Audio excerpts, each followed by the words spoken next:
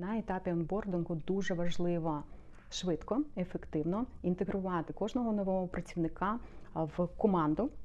Важливо швидко сформувати компетенції, які необхідно буде для цього працівника, які існують і які необхідно розвивати. Від цього залежить далі, як ви плануєте навчання, як ви його налаштовуєте і як процес цей відбувається в саме вашій установі. Перелічу декілька напрямків. Перше – інтерактивне навчання. Воно швидко допоможе адаптуватися будь-якому новачку, а якщо ви маєте ще індивідуальні програми навчання, то ви будете враховувати саме ці компетенції, які необхідні вашому новачку.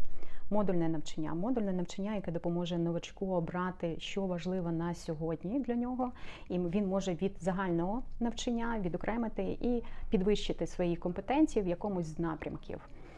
Важливо, щоб у вас був ментор для новачка або наставник, експерт в якомусь напрямку, який буде підтримувати вашого новачка, і новачок буде відчувати цю підтримку. Йому так легше буде адаптуватися, зрозуміти процес роботи, і тому дистанційне інтерактивне навчання, яке може бути запущено, дуже важливо підтримувати ще з практичної точки зору, з досвіду інших працівників, які навколо. Тому тут дуже важливо, що мати або куратора, або керівника, який підтримує зворотній зв'язок, який комунікує, який допомагає адаптуватися. І якщо ми говоримо про розвиток компетенцій, класно мати якусь базу знань або якусь категорію, присвячену саме категоріям компетенцій. В цих компетенціях розкривати тематики легкі, доступні саме для новачка.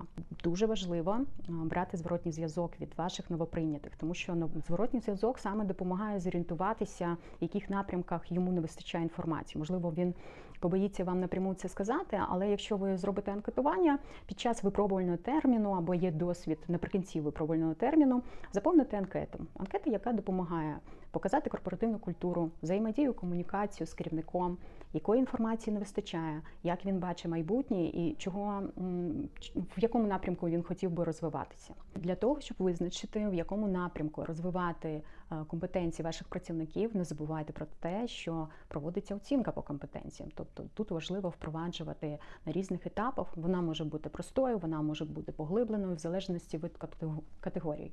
Тому перед тим, як розвивати компетенції, зробіть зріз або визначте, які компетенції, в якому напрямку розвивати саме в вашій установі.